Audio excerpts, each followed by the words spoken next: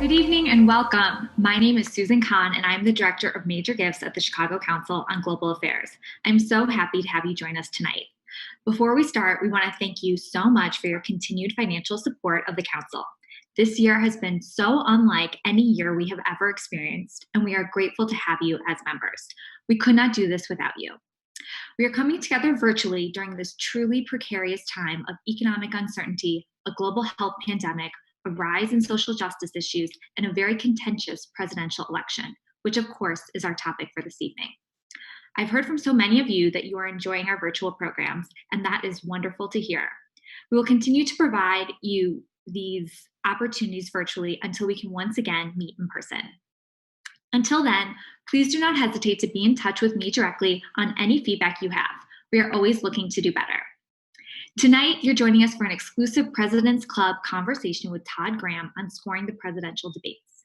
Before we start the conversation, please note that the Council is an independent and nonpartisan membership organization. The views expressed by individuals we host are their own and do not represent institutional positions or views of the Council. We are on the record and recording this program, and we will take questions from the audience. If you are not comfortable, please feel free to turn off your camera. This year's presidential candidates take the stage for their first debate in less than an hour. This is a pivotal moment to sway undecided voters. We will discuss what to look out for during tonight's debate over the next 45 minutes. Following the discussion, you can submit questions in the Zoom chat function publicly or directly to me, or if you would like to ask a question aloud, you can use the raise hand feature. To do so, click on the Participants tab at the bottom and then click Raise Hand. I will call on you and then you can unmute yourself. It is now my great pleasure to introduce our speaker today, Todd Graham.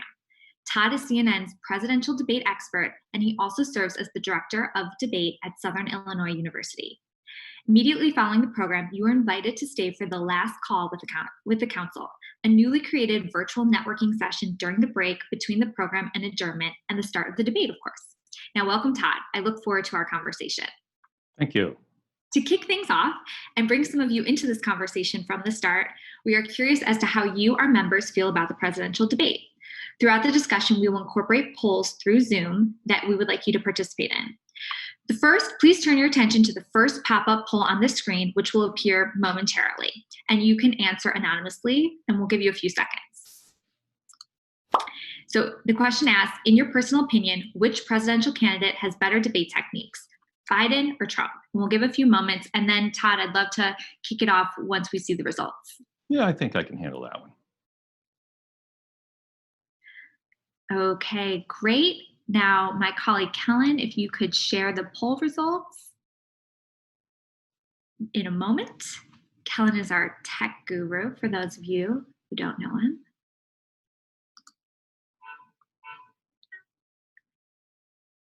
Well, while we wait for the poll to show up, Todd, let's turn it to you. What do you think about who is about the different debate techniques, and who do you think is better prepared? Well, thank you, by the way, for inviting me. I really appreciate this. I was looking forward to this for a very, very long time. So thanks for having me here tonight. I would have rather been there in person in Chicago, because you were all swanky paying for my hotel and everything. So, that's okay, though. I'd see my house is just fine. So as you can see, I worked very hard on the setup so that it would get rated highly on Rate My Skype Room on Twitter. So so far, so good. But thank you to the Council. Let me answer that question straight away, which is Joe Biden has different debating skills than Donald Trump, but they both have debating skills. Joe Biden's strengths, I think, are on facts and content and policymaking, and he's relatable. Those are two separate things. We could talk about those in a little bit more detail if you'd like. Where Donald Trump is a little bit stronger on humor and on repetition. Repetition is quite valuable in debates. So they've each got strengths and also weaknesses, which we can talk about in a moment. Great. So how do you think, so tell us a little bit about the preparation between the two candidates. How do you think, Hillary Clinton very famously was very prepared. How do you think Vice President Biden is preparing this go around?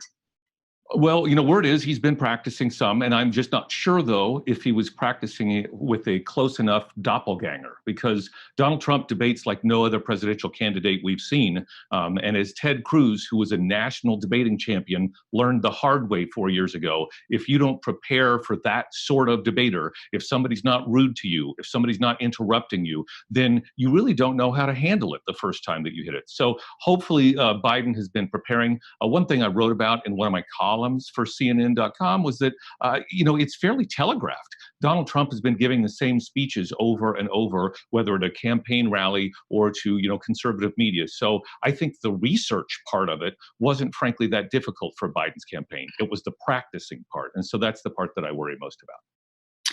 So now tell us, what do you think about the president? The president has a very busy agenda right now, a new Supreme Court nominee, coronavirus, the economy. How do you think he's taking the time to work on the debate? It's the same thing, which is he's actually gone on record, President Trump, as saying that he won't practice because he feels like he's already practiced enough. He knows what he's doing. He gives a lot of campaign speeches, which is why I think it's evident that we should look for him to appear the same as he does in campaign speeches and other interviews he's given. But that doesn't mean that he's not sort of getting ready for offense against Joe Biden, because I promise you, most of his research time is on offense. Debate, like any other game, has offense and defense. And defense is when you have to defend yourself against attacks, or criticisms of your former policies, whereas offense is when you're criticizing the other person. Donald Trump's A game is his offense. So if he says he's not practicing, that just means he's not practicing defense. I promise you, he's got some things he has to say about Joe Biden. So if you were advising the two candidates, what would you say? Would you give them the same advice, or would you give different advice?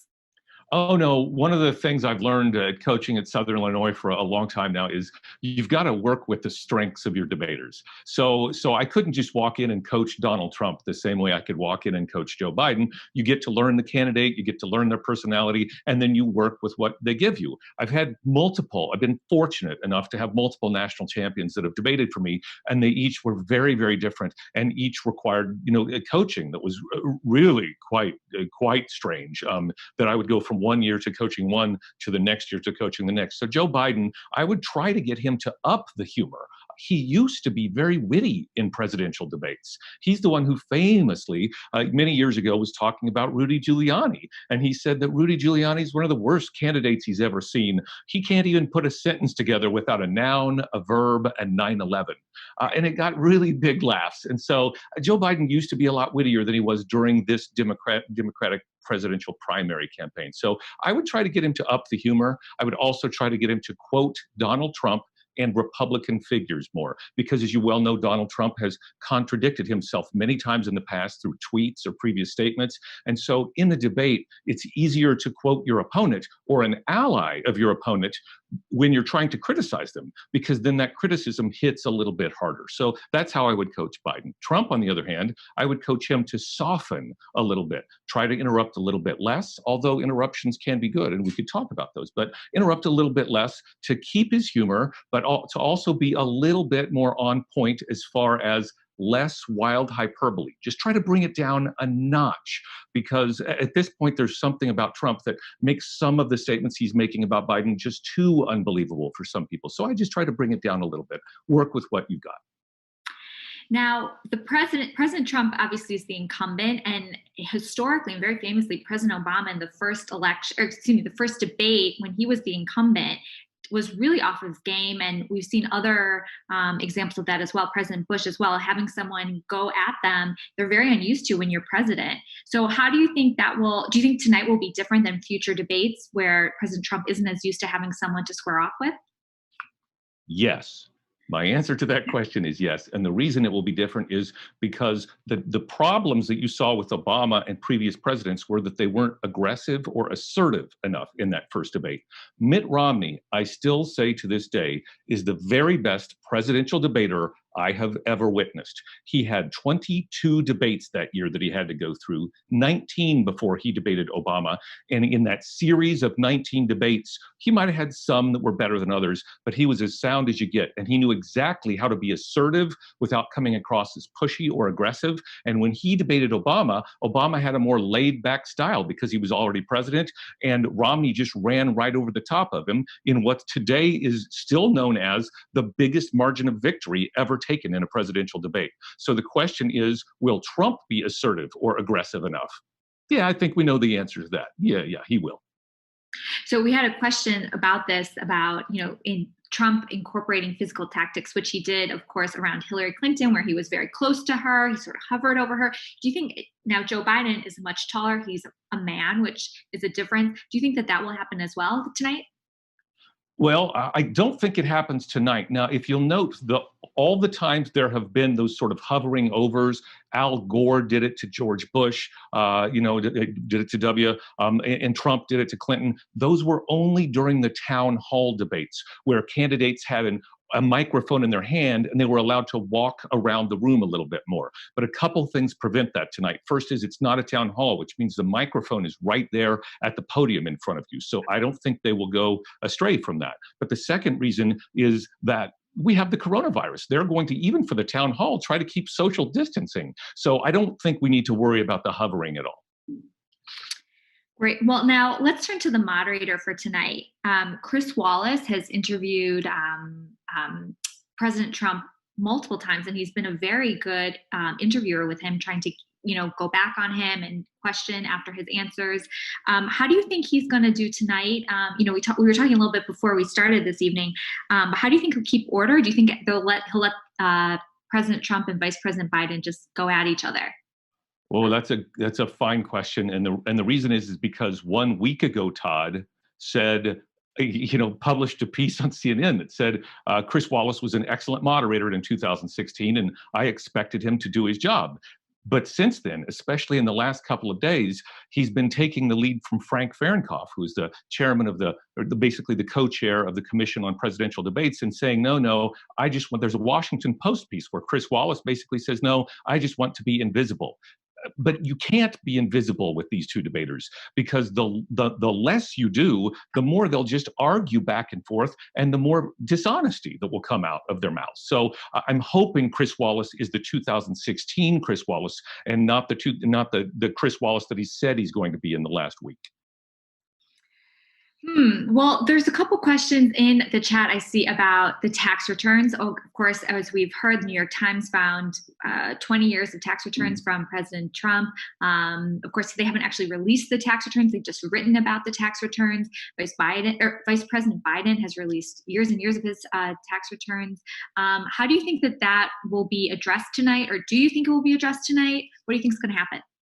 Yeah. One of the things with this year's debates are that they gave the moderators for the first and third debates, so Kristen Welker and Chris Wallace both have 6 topic areas they're supposed to pick. And obviously Trump's taxes aren't one of those areas. So Chris Wallace will have to figure out if he thinks breaking news, et cetera, or in the economy, that's probably where he'll try to fit it in if he does, because the economy is one of his topics. And you could easily spin that into the economy. Well, part of what makes up our economy are the taxes and what the government has, and then he could spin that into perhaps Trump's taxes. But according to the rules, it's not one of the official topics. We'll just have to see.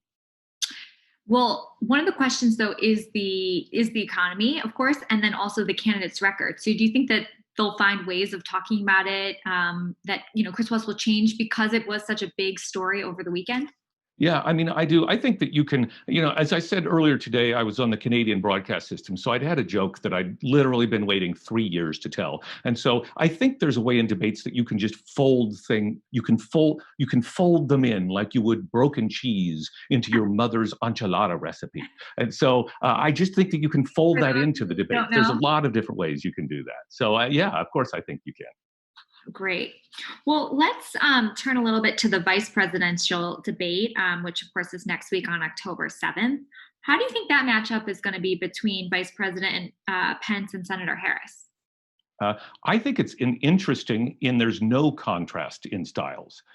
Vice President Pence used to host a radio program. He's very laid back. If you recall 4 years ago against Tim Kaine, he was very laid back. Tim Kaine was much more aggressive, interrupting much more. So Pence is a pro. But the thing about Kamala Harris that I find fascinating is people like me from the Midwest who, while we knew her name, we'd never really seen her speak before. We have a different impression of her from the presidential debates than my friends in California, or even a podcast that I just did with a Californian the other day, because she said, "What's your impression of Kamala Harris in the debates?" And I said, and I'm not exaggerating, I said, I've had multiple people call me or talk to me in person and say, "Do you think Kamala Harris was high? Do you think she was basically smoking weed before?" Because that's how laid back she seemed. And I said, "Oh no, I actually really like that in a debater. I like a conversational quality." And so that's what I saw, because I've seen enough speeches that I know, no, she's not high. She's just very conversational. But Midwesterners who'd never seen her before were expecting some sort of like always assertive aggressiveness. And I'm like, no, that's just not her.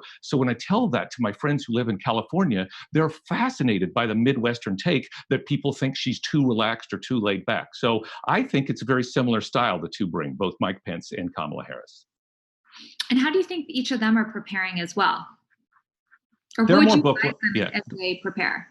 Yeah, I think they're probably both more book learners. I think that Kamala Harris is definitely taking some pointers from the debate 4 years ago against Senator Kaine, and I think Mike Pence has had plenty of debates to watch Kamala Harris, and so I believe they're both. I think they'll both study their opponents quite a bit, but again, they'll probably both bring the laid back sort of, not too excited sort of a feel. And I think you pointed out something earlier. There are pitfalls with being a woman in debates. My debaters, I've coached many great debaters who are women, but they have a double standard on them. So if they're assertive in debate rounds, many people see that as aggressive and they get turned off by it. But then if they're not assertive in debate rounds, many people think that they're just not assertive enough. They're not doing anything. So there's a really high bar that's set for women in debate. And I think so far Kamala Harris has met it pretty darn well. The question is, will she go over that in debating against Mike Pence? And then how will the audience react to that?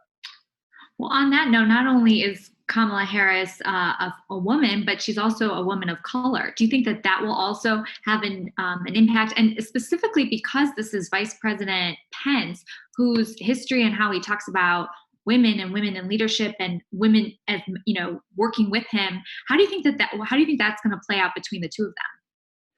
I think it will play out fine between the two of them. So the question really isn't what happens between them. Mike Pence isn't going to do anything that upsets Kamala Harris in the debate. I don't believe if you could get him upset in standing behind Donald Trump for 4 years when he then takes the podium, or in debating against Tim Kaine, then she won't upset him. I think that the reverse is also true, because she's a very steady figure. And so I think they'll both probably keep their calm and their cool. The question really is, how will the audience perceive the two of them? And as we both know, we have preconceived notions of what we expect. And so for me to be able to predict it is very difficult. But what I can say is I think they will both be fine. I'm not sure what the audience's perceptions will be of their particular debating styles.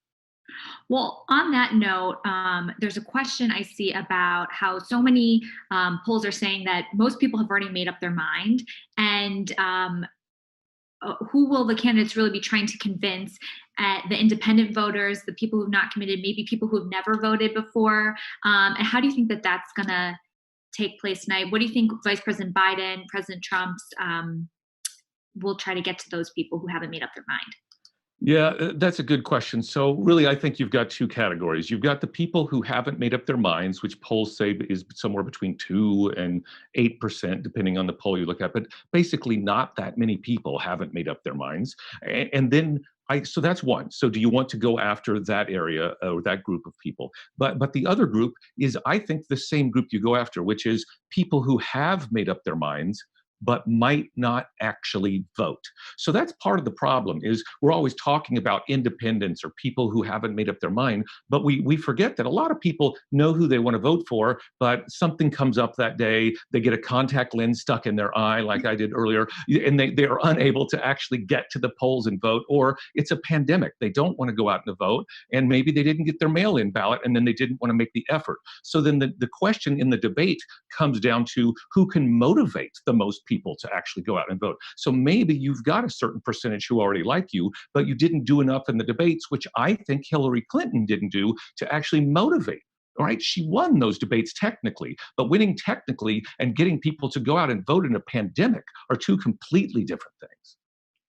Great. Well, I want to now bring in some more people from the audience. We have another poll. So, Kellen, this is your cue that before we transition to bringing in more conversation, more questions, and I'm trying to bring in the chat, but we'll do some more.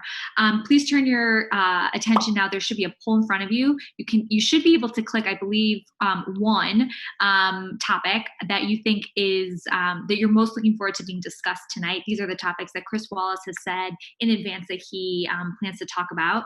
And while you answer those questions, let me just also ask, there was another question about Chris Wallace that I do just want to get to. Do you think that Fox News is going to pressure him one way or the other to be rough on Trump, not to be rough on Trump, or just how much pressure in general do you think that they'll put on him? Well, I don't think that Fox News will necessarily put any pressure, certainly not since he's been announced, et cetera. It's just the culture of where you work puts pressure. I have a wonderful department that I work in, but there's also a culture of that department. And being in that culture, they don't have to say anything to me, and I know what they want me to do, right? Just like you do at your workplace. So he knows where he works. He knows what they expect or would like of him, especially the later night sort of talk show moderators on Fox News. So no, they don't have to put pressure on him, but just that internal pressure you put on yourself. There's always that internal pressure. Do I buck against the trend of my network, or do I just kind of go along with what I know will make them happy? And that's a real thing, right? Talk to Shep Smith. Shepard Smith was their anchor, and he left there because of such a thing. It was never spoken to him how he had to behave, but he still knew it in the background.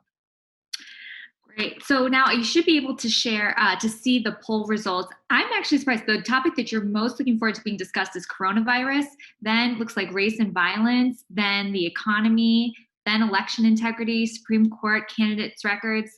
Todd, I'll turn it to you. What do you think about this from our council members, but also what are you most looking forward to hearing about being discussed tonight?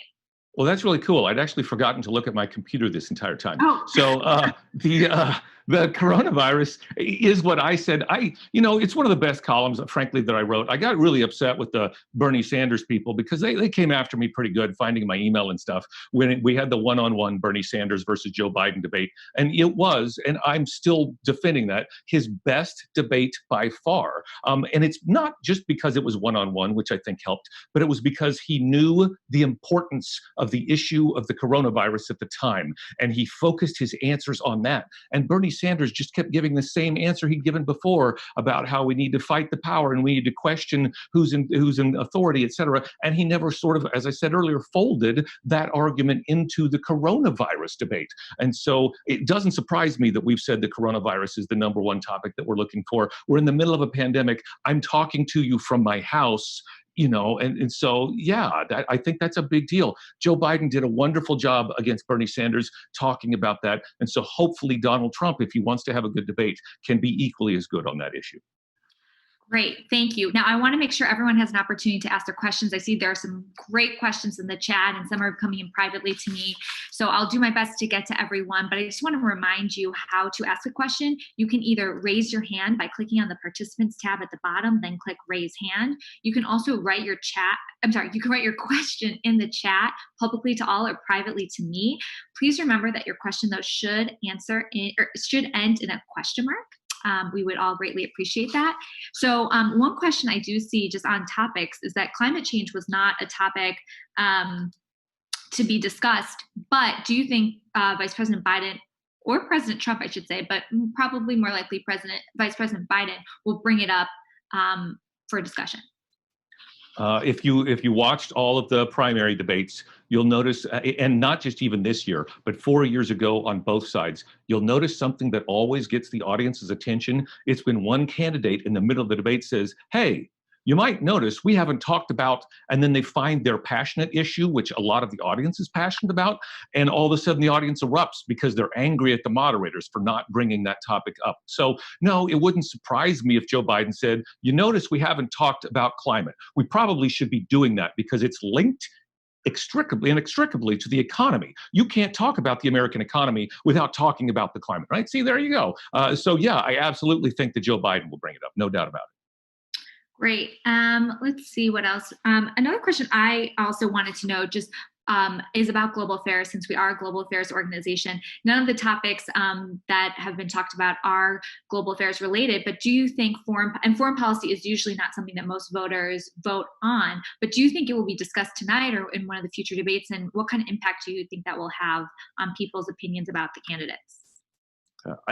I don't think it will be discussed very much, except for blending into the answer of economy and how we're respected. And there is one issue that's like, both candidates, position, their historical positions that Chris Wallace could probably work that into, because as we've noticed, we've taken an about face in a lot of our foreign policy issues, whether it's, getting out of the Trans-Pacific Partnership or NAFTA, or what was it, the Iran deal, right? So we've pulled out of a lot of things. And so we've lost a lot of allies. Historically, the third debate is the one that covers the one after, by the way, the one that's the town hall debate. So the final debate covers more foreign policy territory than the first two. So I would expect it to come up a little bit, though, but especially in the second and then third debates, I expect to hear us to talk a lot about foreign policy, especially with Kristen Welker, when I expect that'll be one entire sub area that she'll be talking about. Great. Let's see. I see that there's a question about what with in-person audience being very limited due to COVID restrictions, which you talked about may have an impact about the physicality nature between the candidates. How do you think that's going to affect the performance of the candidates tonight and moving forward? I think the lack of an audience is a wonderful thing. There's two good things that have come about because of the change in debate format. One is no spin room afterwards. Now, that doesn't mean that both candidates won't have their surrogates on television, but it makes it harder, because one of the things that annoys me is I watch the debate, I close my computer, I turn off the TV, and I just think about it. I analyze my notes, and I write my column for CNN. But it takes me several hours. And then I find out that in the spin room after the debate, they were reinterpreting all sorts of things that happened in the debate. And I think it's our it's our job to evaluate the debate on the debate, not on how they spin it afterwards. So that's one of the benefits of it. And the other one is a lack of an audience. I've always hated the audience in presidential debates. They're like a sporting crowd, and they've been planted, frankly, lately. They get their loudest supporters to shout and to jeer and to do and I honestly, I can't stand it. And one of the reasons it hurts me so much is because it's Southern Illinois, we've always had a very small debate program. We're NASA, smaller, stronger, faster, whatever that was. And so in the semifinal round of a national championship, we were debating Pepperdine, and they had 50 people from Pepperdine in the audience. To every good argument they make, they would cheer, and we had nothing. Little old Todd sitting in the back, and we ended up losing that on a split decision on what I think is the worst decision my teams have ever gotten, because the judges were persuaded by the audience and their reactions. And I think the same is true with us at home. When we hear an audience reacting, we think that must be a good argument, or that must be a mean comment. And it changes how we perceive actual events. The only person that a lack of an audience could possibly hurt is Donald Trump. He is used to an audience. He is very, very good with an audience. So I think this is advantage Biden. Now, I see a question from the chat about mental capacity. Now, we have two candidates who are both in their 70s. It is 90 minutes of debate, no bathroom breaks, no pauses, no nothing. How do you think, this question is about the mental capacity of Joe Biden, which Trump has really talked about a lot, but how do you think each of them will face tonight with both have questions about their mental capacity?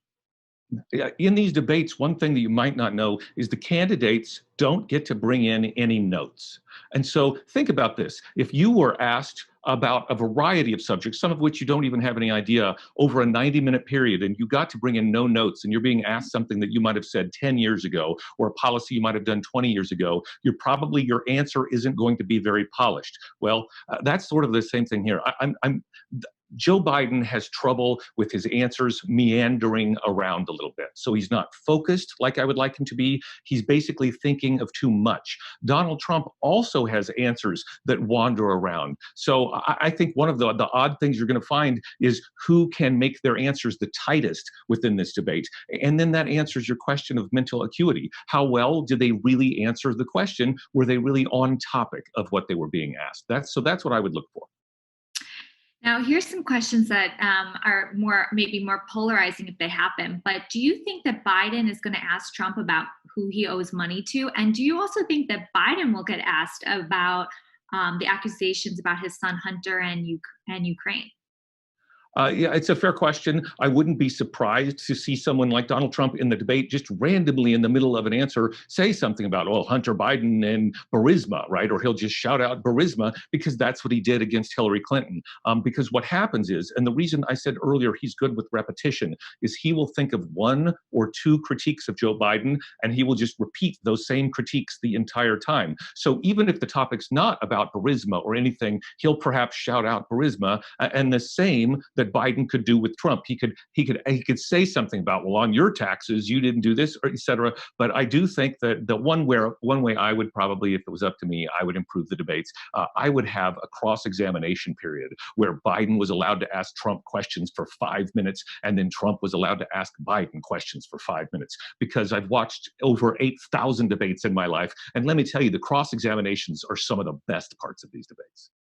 Well, on that note, we have a question about, a debater losing steam or stamina. Again, it's 90 minutes. That's a long time. You were talking about notes. I have notes that I'm, looking at right now for tonight. And, you obviously prepared. So how do you think we as the viewers and the voters, more importantly, can pay attention to what signs that they're losing steam or feeling flustered? Some of it is just let's not pay as close attention to a slight verbal gaffe, like I've already mispronounced 2 or 3 words while I've been sitting here. And so then let's just think about what overall the big picture is that they're trying to say in that answer. They might get a few facts or figures wrong. The question is, did they purposely get it wrong? Or did they just misspoken because, they didn't have the arguments right in front of them? But do they lose steam? Absolutely. Here's why I've always said it's the first part of the debate that matters more, because most people judge the debates in the first 30 minutes. It's almost like they aren't even having a 90-minute debate. Because I want you to ask yourself this, and this is why my editors at CNN have been so nice. They have no time pressure on me. I'm the last piece that ever comes in about the debates, and it's published in the morning. But ask yourself this, when you click on any website after a debate and it says who won and lost, how do they already know? And how did they publish that so quickly? Because the debate just ended a minute ago. What that means is most people make up their minds, even journalists, in the first 30 minutes, and they start writing or tweeting or thinking away. So the first 30 minutes, even if you lose steam later, the first 30 minutes is the most important. Great. I just want to remind everyone that if you want to ask a question directly, you can just click on the participants tab and then click on raise hand, and I will call on you. We do have quite a few questions and comments in the chat, which is so great to see. I did get a question privately to me that asks for Professor Graham. There was a controversy around linking the topics race and violence together. And both President Trump and Vice President Biden have less than stellar records on their response to police brutality and unrest in cities. How do you think race will impact the debate? And do you think the candidates will tackle these issues head on or avoid it? That's a great question. And so let me give you a little background about why that question was asked. One of the topics is race. Literally, he came up with 6 topics. So they were like the economy, coronavirus, but one of them is race and violence in the cities. And there was a couple of fine pieces of analysis online that are just like, wait a minute now, that's sort of slanting this as if race is the cause of the violence in the cities, and that cities are scary places where there's nothing but racial animosity going on all the time. So that's the background of that question. Obviously, the topic itself lends itself right into Donald Trump's talking points. So he's going to walk in thinking that's going to be his ground to debate, race and violence in the cities. What Joe Biden will have to do is reshift the focus during that debate to just talk about race and cultural issues or civil rights, but not necessarily about violence. And if he talks about violence, you betcha Joe Biden should talk about violence from everyone, especially right-wing extremist groups that have been labeled as terrorists that Trump won't even acknowledge. So there are ways Joe Biden can take that topic and turn it right to his advantage if he's thinking and being coached properly. So, we get a great question that, debate is political. Is a debate political theater? And that accents how well a candidate can maneuver under these pressures and some of these really difficult topics that both candidates, I think, are still figuring out how to answer. So do you think the content, do you think that how they answer the questions, how they're able to think on their feet is more important than actually what they say? Or do you think that what they say is more important than how they say it? We once had the British champion debate team visit us. And so they toured around the country. And so we had them come and visit us to debate against us. And literally the topic that I chose was, it's not what you say, but it's how you say it that's more important. So just to let you know, this idea of is it the content or is it the presentation of the content goes all the way back to sophistry. It's a fine question. It depends on how the audience perceives it. I think one of the reasons my teams have been so successful is because I have a PhD in a field that no other debate coach does. My PhD is in interpersonal communication, whereas every other debate coach has a PhD in persuasion, which I have a master's degree in. And the difference that makes is my teams can present an argument in a fashion that's a little bit more persuasive than perhaps other teams. So I wouldn't take the two and separate them out. I think content is valuable, and I think that your presentation is valuable, and the better debater will be able to combine both of those things. Great. So there's a couple questions about Obama, I see. So do you think that Trump is going to talk about President Obama to attack Biden? Again, repeating what he did in 2016 against Secretary Clinton.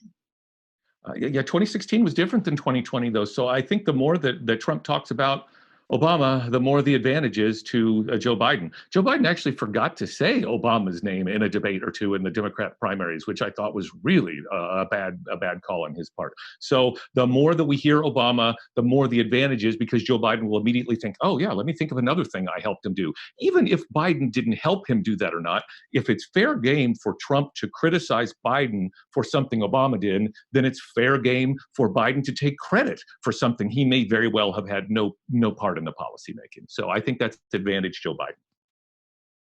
Okay. So I had a question from before that I think I skipped, but it was about, just overall, you're a professor, you just told us a little bit about yourself. What would be the 101 debate techniques that you teach to your students? And how do you think, I realize Biden's a real seasoned debater, and Trump obviously has been on TV for many years and has, of course, written The Art of the Deal. So, but what would you say with maybe someone brand new to debate? Well, the first thing I teach them is the purpose of debate. And the purpose of the debate is truth seeking. That's always been the purpose, right? If you think about it in smaller terms, it might be for better policy making, it might be for other things, but the idea behind it is to get to the truth. So I tell my debaters, you have to be honest. If you're ever dishonest in a round, the judges will never vote for you again, and they'll never like you for that. So that's one of the lessons we learned. I actually had a debater one time who found out he said something that was untrue in a debate and walked in before the judges made their decision and said, "I just found out I was wrong. If this plays any part in the decision, vote against us." So that's the first thing I teach my debaters. And then after that, it's a lot of make sure you stay on your major premise, make sure you go back to your major premise. This is something my debate coach in college taught me. So those are kind of the basics of debate. Have a clear thought, be concise on your thought, go back to that thought. I have a comment in here. Can we tell Chris Wallace that? So we'll see how he will go in. But another question came in. What do you think the candidate handlers, who of course will be backstage and who will be, prepping them in advance, think about as they strategize for their candidates and preparing for their debate? Of course, President Trump is, I would say, doesn't always listen to the people around him as much. So how do you think his handlers will take that? I'm assuming that they're probably on the same line as him, so they'll probably have a lot of offense and some like one-liners about Joe Biden or about other things. But beyond that, they've probably learned by now exactly how much they can coach him, and Joe Biden's team has done the same. I have a three-time national champion at Southern Illinois University, and I still overcoached him sometimes before debates, like before his senior year when he's already won two national championships from a sophomore junior year, and he would get in shouting matches with me in the hallway. And then I'd have to realize, yep, I'm doing this wrong again, because I have to work with the debater I have, and he knows most of this stuff. So instead of changing Donald Trump, they should just try to adjust his policy slightly so as not to upset him. Coaching mistake I made. I had to adjust my idea slightly, even though I didn't want him to do his idea at all. I had to say, okay, we'll do your idea and then just adjust it slightly a little bit rather than try to change him completely. Great. So I see another question. I know this was touched on a bit before in the target audience question, but how much impact do the dates traditionally have on the election? Does debate success make a noticeable difference in candidates polling? The answer is yes. In primaries, it has a bigger impact, because if you think to yourself, if a candidate makes a mistake in a primary and you don't like that candidate, there's still 7 other people on stage for you to choose from who are part of your party. So the general election debates make, I think, a little bit less of a difference in selecting like who the candidate is, because like we said earlier, most people have made up their minds, but they still do, like I just did there, a flub, they still do make a difference in the overall sort of idea of who you want in the people who aren't decided and the people who get out and vote. So debates absolutely make a difference. One of the ways I would be remiss if I didn't point out is in the spin afterwards. Kathleen Hall Jamieson wrote the absolute best book about the presidential debates of 2016. And what she found is Donald Trump actually won those debates, but nobody knew it at the time. The reason he won those debates is because Fox News and conservative media took his best 2 or 3 points from the debates, like Hillary is corrupt, you can't trust Hillary, and they spun those incessantly for the next 2 to 3 weeks in almost all of their news pieces. So what they did was they magnified the importance of his arguments in the debate well after the debate. So the debates did matter, they just didn't seem to matter at that time. Great. Well, we have time for one last question, and I apologize. I realized I missed one, so thank you for highlighting it again. But the question was about that Trump, we know that Trump is going to go after Biden pretty energetically. Do you think that Biden's best strategy is to also slug it out and secure those winning zingers and one-liners, or go for a more rise above it, the Michelle Obama, if you will, attitude? You can't do Michelle Obama against Donald Trump. What I teach in interpersonal communication is that if you are competing, if your husband, wife, if your children, et cetera, if you are in an argument with them and they have an aggressive personality, they will take advantage of you if you are not equally aggressive. So I think Joe Biden has to come out assertive. Now, should he do the same thing that maybe Bernie Sanders I would coach? No, because Joe Biden's strength is witty one-liners, right? Like the one I talked about earlier about Rudy Giuliani. So I would coach him to be assertive or aggressive, but not in the same way that Donald Trump is. I would coach him again to quote Donald Trump, and that would really get under his skin, to quote former Republicans who worked for him, Secretary of Defense, et cetera, and to also to use little cleverness against him. And I think that's where he can show himself to be assertive and aggressive. The public will not vote for another Democrat who doesn't stand up to Donald Trump. So he's got to do it in his own way. Great. Well, we now have time to turn your attention to the final pop-up poll of the evening. So something should appear on your screen soon, which is, will the debate have a great impact on the outcome of election? We talked about this a lot.